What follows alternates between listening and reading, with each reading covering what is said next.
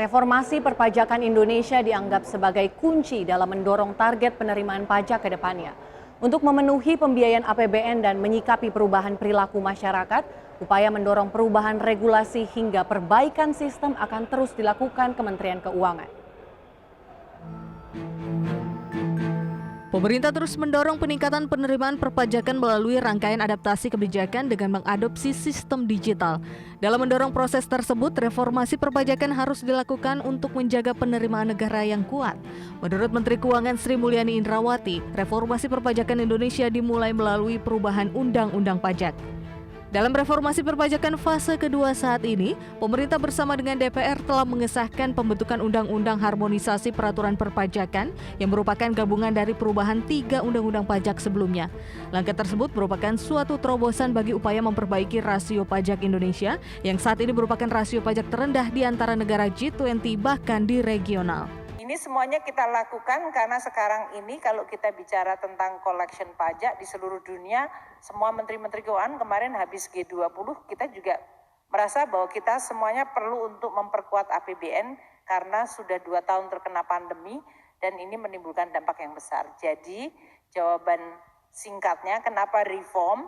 Ya karena kebutuhan dari perekonomian berubah, tantangan makin rumit dan kebutuhan kita untuk mendapatkan tax collection yang memadai, tadi disebutkan tax ratio kita itu termasuk yang terendah di dalam region kita.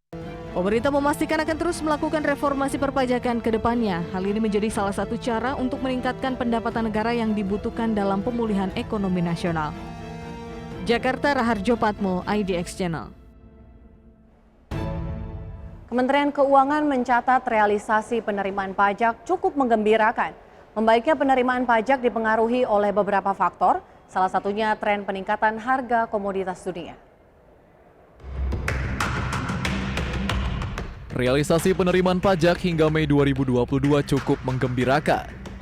Kementerian Keuangan mencatat penerimaan pajak sepanjang Januari 2022 hingga Mei 2022 mencapai 705,82 triliun rupiah, tumbuh 53,58% dibandingkan dengan periode sama tahun lalu. Angka tersebut mencakup 55,8% dari target anggaran pendapatan dan belanja negara tahun ini. Membaiknya penerimaan pajak tersebut dipengaruhi oleh beberapa faktor, salah satunya tren peningkatan harga komoditas dunia.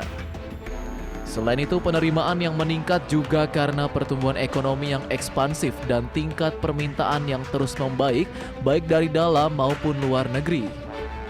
Pajak hingga akhir Mei 2022 ini juga didorong oleh basis yang rendah pada tahun 2021, di mana pada periode sama tahun lalu pemerintah jor-joran memberikan insentif fiskal.